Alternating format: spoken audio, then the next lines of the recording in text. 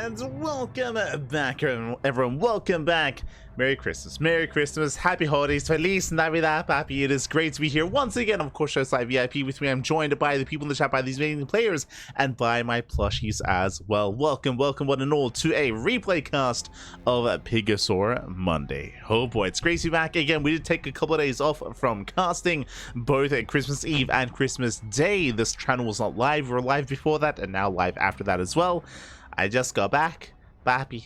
I'm giga tired. So I don't know if you noticed the TL calendar, but we did make a small adjustment here, very last minute, very last second. But I was unable to sleep. It took a while to get back home, of course. For those that are curious, I did go on a bit of a road trip, to visit my family, to visit my sister out in the middle of nowhere. Was a 6-hour drive there, 6-hour drive back, of course, 12 hours in total. And I've not slept since 2 a.m. and it is 8 p.m. So it's not good. It's not good. Originally, we were going to be casting the Alima League December finals, and we will tomorrow. We were going to tonight, but that is a bit of a longer broadcast, a more in-depth cast, I should mention. A lot more matches are going to be held during the Alima League December finals, so I will be covering that in just over 12 hours time. In around 15 or so hours, we should be here live with the Alima League December finals. Instead, for now, we are live with the PiGosaur Monday event, the PiGosaur Monday Cup, if you will. But let's say curious again, because we were absent for 2 days, we missed out on 3 events. We missed out on the Wardy TV Monday, PiGosaur Monday, and the Alima League December finals as well. We'll be catching up with PiGosaur and Alima League. We won't be able to catch up with the Wardy TV event, but it's all good. We can always just catch next week's event live. So we have that covered at least.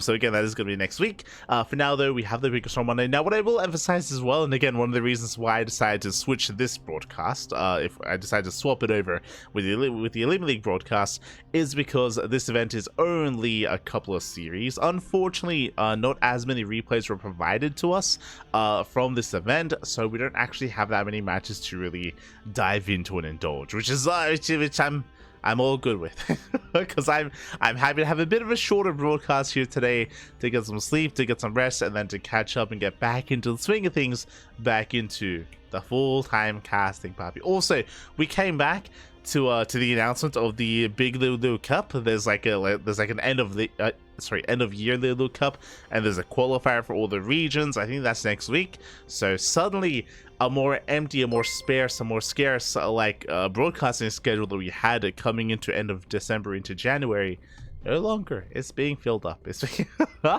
no, so slowly being filled up here with more and more events. So yeah, so back to just, let's go.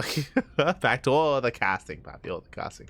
Meanwhile, shout out to Sado in the chat, shout out to Aistan as well. I see BBQ as well. Sham, Papi, good to see you all. Werehug, the first crack of the day. And also shout out to Kashim. Oh my, speaking of Shema, oh my god, big shout out to Kashim, of course. Kashim, big part of the StarCraft community, big part of the StarCraft scene. Thank you so much. Happy holidays. Yes, happy holidays. Happy holidays. Oh, time to fill the yes, time to fill the hole that was once left by the lack of casting, and now it's all full. It's all full, Werehug. It's all full. It's too full. It's overflowing is the problem. Oh no.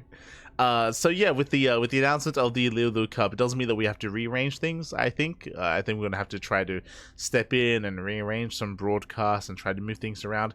Assuming that we end up casting the Lulu Cup, I don't actually have confirmation on that. We will get confirmation in a couple of days, I'm sure. So soon TM. Basically, I saw it being announced, and I don't really know who to contact. So I'm feeling it out a little bit, messaging a couple of people in the Chinese scene, and hopefully we can get into contact with the person that we need to. Fingers crossed. Fingers crossed we're able to get involved in the Lulu Cup. But until then, we're going to be jumping into the PiGosaur Monday. PiGosaur Monday is here. PiGosaur Monday is upon us. And up first we have a PvP between herO and Trigger. Oh boy. And this is becoming a more regular occurrence. For those that are unaware, herO and Trigger, they faced off, I want to say, in not the most recent Alima League, but in the one before that. Likewise, they faced off in the previous PiGosaur Monday, actually. Yeah, the previous weekly. So Trigger and Hero, they have been facing off quite a decent amount of times. Actually, my apologies, now that I remember it, they faced off in the last Alima League, and they also faced off in the Wardy TV Christmas Invitational, I believe, which was like the next day or the day before, or the day after that, like consecutively back to back. And I remember that Trigger did fall to Hero just barely in the Alima League. I recommend the VODs. The VODs are on YouTube, and they were amazing matches, by the way. Like Trigger versus Hero was so close. Honestly, Trigger, the last time they faced, almost 2-0'd Hero in Alima League. But game one was just really chaotic. It was on Frostline, if you remember. It was a game on Frostline, really intense, really back and forth, beige straight, just chaos all over the place. You know, barely any saturation, barely any mining. Hero was all in for like 15 minutes. It was crazy. It was crazy. So I do recommend the VOD of Hero versus Trigger in the Alima League. When they had a rematch in the Wardy event, Trigger did defeat Hero, did have his revenge, and now it's time for the Ace match. First Hero won, then Trigger, and now, what's it going to be? We're here to find out. We're here to find out. We're jumping to game one. It's going to be on Ley Lines. Let's go. Let us go. So you are going to be jumping in. Likewise, I do have to fix up some things here, but it's all good. This morning in the bottom left-hand corner of Ley Lines, we have the South Korean Protoss player, the blue Protoss representing Weibo Gaming, WBG. It is herO. And spawning in the top right-hand corner, we have the man of the hour himself. We have the Canadian Protoss player, the red Protoss representing Basilisk. It is Trigger. So just setting up the title on Momento here, but we are going to be settling into our PvP. Again, predictions will not be open for this broadcast, as this is going to be a replay cast to catch up with the week's events. We're catching up. Hold on.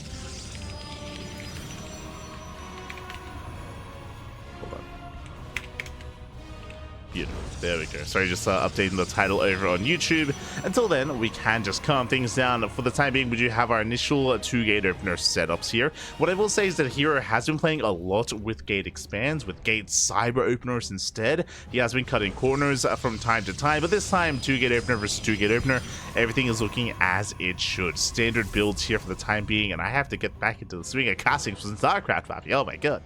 It's been 2 days. It's been an eternity. it's been far too long, Papi. It's been years. Oh my god. This Trigger is going to be moving out here with his probe, looking to go for, I would imagine, I almost said unnatural natural. Look, Papi, I'm a little bit tired.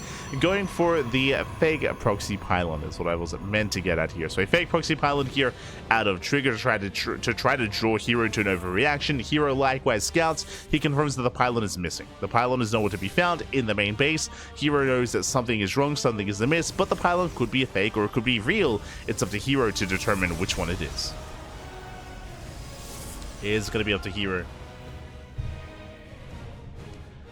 Oh, I see some talk in the chat. I'm imagining that is discussion about the House Galactic battle, potentially, but I guess it's also something to bring up, is that there is going to be an offline finals. There is going to be a big LAN event happening in Poland, in Polonia, Papi. So if you happen to be native, if you happen to be from the land of Poland, then do consider being a part of that event and actually going to the offline venue, as it is going to be a gaming bar in January. So do keep an eye out for announcements. Do keep an eye out for, you know, your own availability as well to be a part of some StarCraft in Poland. There you go. There you go. Of course, we are going to be the official English casters for the House Galactic battle, as always. I believe it is going to be clashing on one day with the Masters Coliseum, but of course, we will accommodate for that. I think it's actually on the last week of Masters Coliseum, now that I think about it. So, yeah, a lot of StarCraft. a lot of StarCraft, Papi. Sword Depths, they do get across the map. Sword Depth opening here out of Hero. We see Hero is still scouting, still looking for that pylon. Alas, there is none. Now he does know. Now he is aware, and we do see both players going to be expanding. Trigger does have a slightly faster expansion. Again, as a reminder, he did open up a little bit of in a cheeky way, and with that, he does get away with a faster expand. We'll see if Hero can punish this, as he is looking for some damage. First things first, Adept's going to be zoned away with a sentry. Oh, sentry gets caught out. Massive pick off. Sentry is going to fall. Nice start here for herO. Takes down the sentry, going for another as well. Oh, will pull back. Will pull away. Doesn't quite bring it down. Doesn't quite bring it down. Looking for the second sentry. Likewise, Adept's heading into the main, but last this time, Trigger is ready. I mean, I say this time, constantly he has been ready, constantly he has been in position, and he will shut down at least one Adept. Oh, not quite. They do shade away. Shield battery down on the high ground. We do have our take of choice. herO, of course, did open up herO, so herO opened out herO. Very safe way to open up here with earlier prism, earlier sentries even, earlier observers is what I meant to get at. And the drop is actually headed towards the main. Okay, so herO, he's not going for a one base all in. He is building up on 2 bases. He is macroing behind this, a little bit supply blocked, but his goal here is to get some economic damage in the main. And he's going for it. He's going for the main base. Let's go. Poland of está. Happy holidays. Happy holidays, papi. As we are going to be settling in, I'm still recovering. I'm still recovering. We'll get there. As the station does dip in, Trigger likewise also did open up with a robo. This time though, Trigger didn't waste any time making any war prisons. We have the Immortal. The Immortal is up, the Immortal is out, the Immortal is ready. And with that, herO is not really finding a way in. Not yet. He's trying to, likewise trying to build up and catch up on his Immortal count. As Immortals are on the way. Adepts are deflected. Nice pick up micro here out of herO. He does pull away in time. Likewise, Trigger, he's able to keep up. They are able to keep up with each other. Adept shading behind the mineral line. And last herO looking to try and chase that prism down.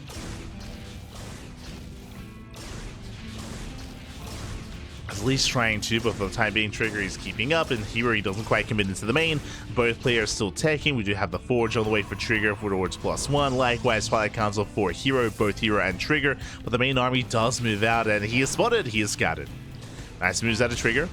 Is aware of what's going on, trying to keep up. So far, so good. We do cancel the shade.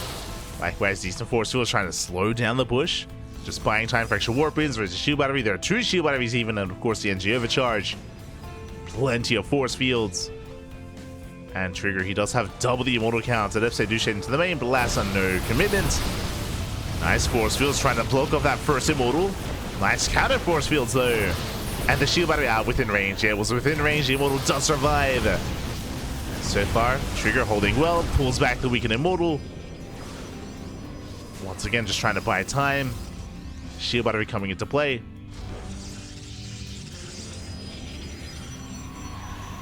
And Trigger now, he has his own micro, his own control with his own Warp Prism. So far, he did well. Again, he was just able to buy time for the Warp Prism to come out. Now he has his own defensive blink. herO, he backs off, and Trigger trying to keep up. He's just trying to keep up here. So far, so good. Double Immortal drop into the main. Going for the Stalkers. Gets one. Yeah, one Stalker goes down. Ooh, charge on the way. No blink for Trigger. Okay, that I was not expecting. Pylon goes down. Depowers one of the Immortals. Does knight the Immortal. Very nice pickup here by herO. Preserving his army. Back at home, still building up on 2 bases. That's a gateway explosion. Getting up to 5. Getting up to 6 gateways. Okay, it's going to be a 2-base 6-gate all in here by herO. Does move out. Warp Prism is still up and running. Still across the map. Still depowered robo. Robo back up and running. Trying to hunt down those Stalkers. Going for the pylon. Alas, won't quite get it. herO, he has to back off.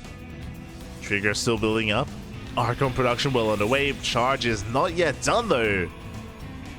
Charge still needs more time, and Blink is done for herO, which means he can dive into the main. He can head in either direction. Both, I'm sure, quite tempting. Oh, diving into the main base, going for the Immortal. Oh, doesn't quite. Oh, does get it. Oh my god. herO does snipe the first Immortal, going for the Stalkers. Gets 2. Gets 2 Stalkers, picks up a couple of Zealots. Almost a 3rd Zealot as well. Nice control here by Trigger. Is holding on. Did bleed out some gateway units, that is true, but his Immortal count is still relatively healthy. Despite that though, here he rotates to the low ground. He's trying to break through. Prism slightly out of position. So far, 1 Immortal does not go down. herO, calm down. Jesus. Oh my god. Did bleed off one immortal, triggered it at least. Did lose one. Likewise, the second immortal goes down as well. Nice force field though. Trigger does punish. Catching up 4, 5, 6 stalkers. Almost 7. After 7 stalkers going down. And much better trades there for Trigger towards the end at least. Did cost him 2 immortals. But he's still holding on. Goes into the main. Trigger trying to catch out the main army. Likewise, immortals back onto that pylon. And does depower the robo. At the same time, Trigger breaking out.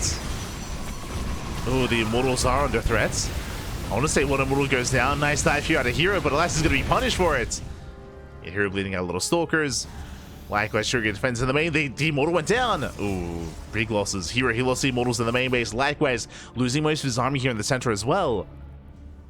That was actually a really rough trade here for herO. Losing on both fronts. Speaking of. No. Another stalker goes down. Trigger takes a supply lead. Looking at the unit stab. Trigger, he has a 4 immortal count to 1 of herO. herO, he expanded. He spent money here on an economy, but not on an army. Yeah, herO, he has been skimming some warp-ins. Likewise, did throw away a lot of immortals. That was not worth it for herO. And up until a couple of moments ago, herO, he was in a good position until he lost everything. And now he almost has nothing. Does have a shield battery, does have extra warp-ins. Second shield battery is finishing up here and now. But the immortal count is not getting anywhere. So it's still just the 1 immortal. Still has to be so careful.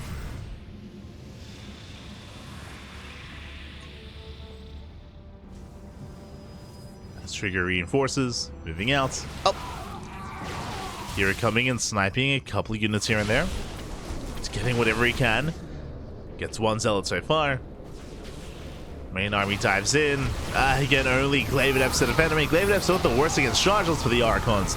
There's 4 Archons. They do push forward. Likewise, Immortals here as well. And Trigger, he's just overwhelming. He's just overwhelming the army again. Just basically a 2-base all in at Trigger. Did preserve the Immortals. herO did not. And Trigger, he has overwhelmed. He's snowballing out of control. Breaks through the 3rd base. GG gets called. And Trigger will take game number 1. GG. Oh my god. GG, well played. Trigger does take a lead in the series. Again, a very close game, to be honest. I mean, herO, I would say, had a stronger start. He was picking up more units. He was out trading Trigger 100%. But towards the end, everything fell south. So quickly, just in the blink of an eye. If you remember, herO, he went for a double immortal drop into the main. He lost both immortals. He lost both immortals at the same time. He also dove onto the army of Trigger in the center of the map and lost his immortal there as well. He lost the immortal, he lost most of his stalkers. In the end, after the dust had settled, even though he was initially trading well, he had lost his advantage, really. And sure, he had a 3rd base, but he was down to 1 immortal and only Glaive Adepts. Like, he had lost most of his stalkers, he had lost everything else. Like, it was, yeah, just a really rough couple of moments for herO. And you can see here that in StarCraft, every moment counts. Every moment does count. And here we go. We're now getting into game number 2.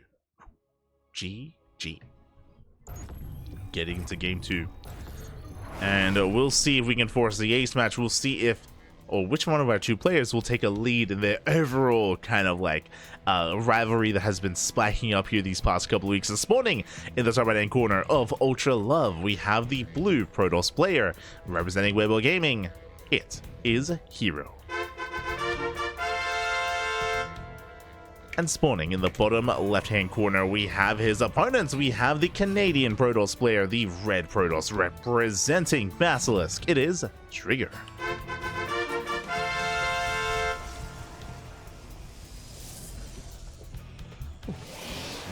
We go.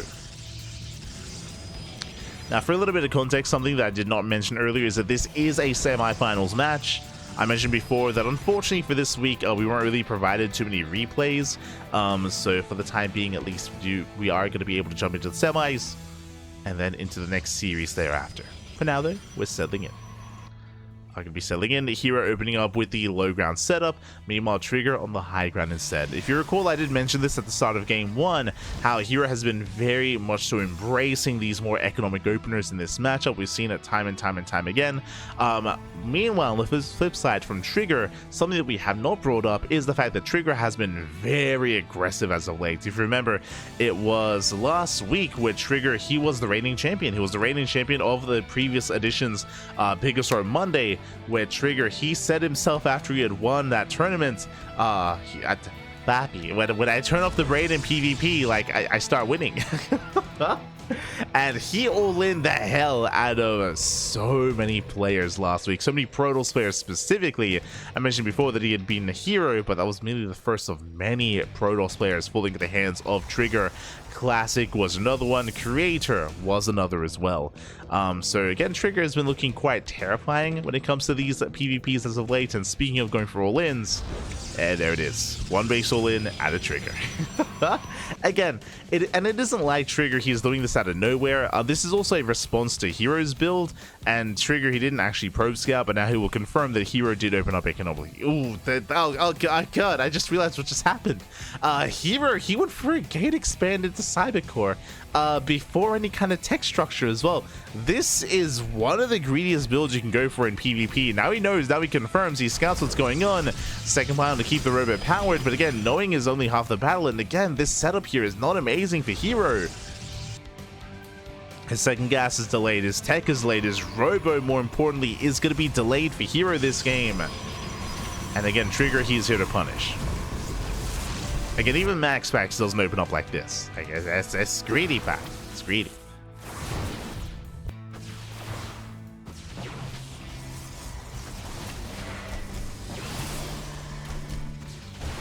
Is greedy. For now, though, Trigger, he does try to keep this powered here. Pylon is done. Second pylon is done as well. Shield battery does barely survive. Immortal's on the way, but the shield battery should go down. So nice PiGosaur here from herO. Takes down the shield battery. Going for the adepts. But the last Trigger comes in to reinforce, but does catch one of the stalkers. Oh, that should not have happened. One stalker goes down. herO taking a lot of damage on the other. Has to back off. Immortal will pump out. And Trigger, he can commit. Back at home, what does herO have? No shield battery. He has Warp Gate just now finishing up. He's got 3 stalkers, 2 of them very low. And he has to try to push into an... Oh no, the Autosis No! The Autosis pylon! Oh my god, okay, does stay powered a little bit longer. Nice force fields, but last the pylon goes down. Warp It did complete, but it may not matter. That's the only production, by the way. herO, he has 1 gate on the way in the main. He's got his robo done. Immortal's on the way as well. But alas, this is just so brutal. herO, he cannot warp in. He cannot reinforce. Yeah, the pylons are under fire. They're going to be knocked down one after the other. More sentries on the way for force fields. Este herO. What does he do, Pappy? I mean, he can't quite force field the end, not against a prism. Trigger is making his way into the main, going for the robo itself. Taking a lot of hits. Oh my god, the force field does zone away partially at least. And robo's going to go down. This is the only immortal here for herO. Across the map, he's trying to force some defensive warbins, maybe even a recall. But there's no reason to recall. Again, Trigger and just commit. Does pick up the immortal. Diving into the main, the boys are being pulled. Oh god. A nice target firing here at a Trigger. Does focus down the immortal. And now it's just probes and 2 stalkers. 2 stalkers left. And the economy is being eviscerated here. And Trigger looking to clean this up. I mean, once again, not the first time that he has taken out herO these past couple of weeks. And maybe not the last. GG gets called. Trigger takes the 2-0. GG.